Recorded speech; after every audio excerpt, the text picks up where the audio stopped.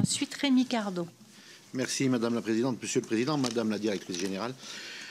Pour ma part, je souhaiterais revenir sur la question spécifique de la rénovation thermique des logements situés en zone rurale, avec près de 936 000 habitations concernées, soit un taux de 22% pour ces territoires ruraux, contre une moyenne nationale fixée à 19,6%. À l'exception de l'agglomération parisienne où le taux est le plus élevé, les espaces ruraux sont donc légèrement moins bien lotis que les logements dans les plus grandes agglos.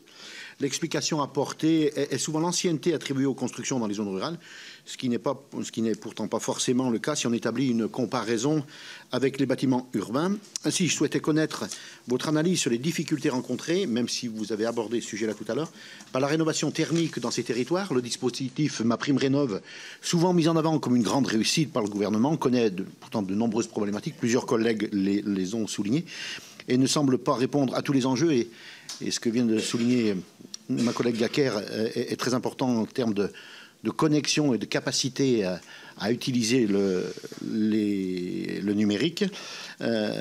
Pensez-vous qu'une adaptation de ce dispositif pour les territoires ruraux pourrait être pertinent, ou considérez-vous que d'autres politiques publiques pourraient être plus efficaces? Merci.